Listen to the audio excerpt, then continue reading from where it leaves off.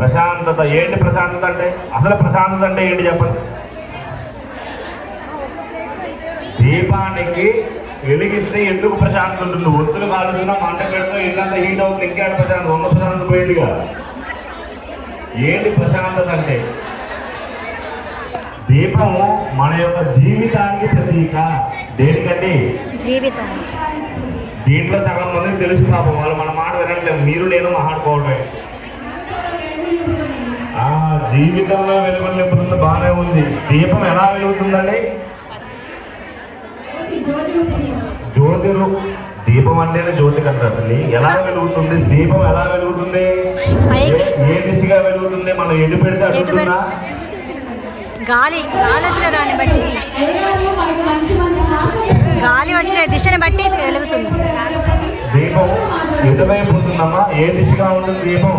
తూర్పు దిశగా, లేదంటే గాలి ఉండదండి. మరి నేను పడమర తిప్పితే గాలి ఎటువైపు వీస్తే అటు.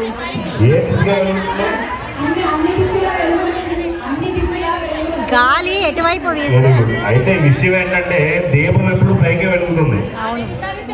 మీరు ఎటువైపు పెట్టినా పైకే ఉంటుంది. అవునా కాదు? అవునండి. దీపం జ్యోతి ఎలా వెలుగుతుంది? పైకేనా? ఒక దీపమే కాదు, మీరు ఎక్కడైనా మంట పెట్టండి, ఏ మంట ఎది వెలుగుతుంది? దీపం వెలిగించడం వల్ల ఏంటి? నీ కర్మను నువ్వు కాల్చుకుంటూ జీవితంలో ఉన్నత శిఖరానికి వెళ్ళాలని చెప్పేసి ఉంటుంది దాని ధర్మం. మనకు అయ్యంటే ఒక అయ్యగారు చెప్పాడు, ఆ మూల దీపం పెట్టమన్నాడు, ఈ మూల దీపం పెట్టమన్నాడు, లేదంటే కమలవంతులు అంటారు, లక్షవంతులు అంటారు. ఏంటి? ఎన్ని వంతులు వెలిగిస్తే సుఖమే ఉంది మనకి? దాని యొక్క సార్థకత ఏంటి చెప్పండి. ఇప్పుడు ఇంతమంది ఉన్నాం, అక్కడ ఉన్న 10 మంది మీదే మన ఫోకస్ ఉంటుంది. వామ్మో వాళ్ళు వెళ్ళిపోయారు, వాళ్ళు వెలిగిస్తున్నారు, మనం వెలిగించలేకపోతున్నాము. అది చాలా తప్పండి.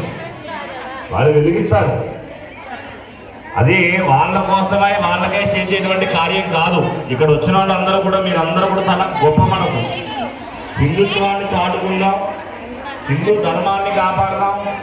ఈ యొక్క దీంట్లో ఉన్న హిందూ ధర్మం ఏంటంటే వేరే గాజులు పండగ అని ఒక పండగ వచ్చారు మీరందరూ. అసలు గాజులు ఎందుకు వేసుకోవాలి మనం? మీరు ఎవరికైనా తెలిసి ఎందుకు వేసుకుందామని గాజులు? అమ్మా సౌభాగ్యం కోసం అంటే. అంతేనండి.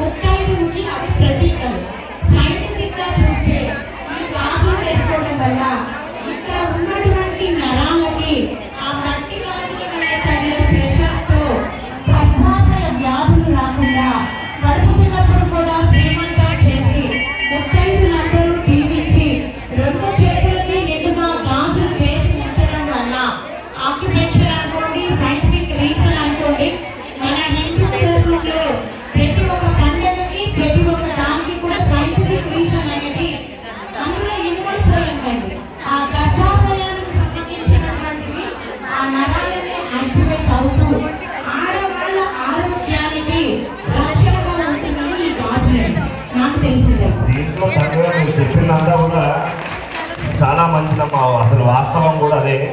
కానీ గాజులు ఆడవాళ్ళ యొక్క ఆరోగ్యానికి మాత్రమే కాదు, ఇంటిలో ఉన్నటువంటి మంగళాస్వరూపం.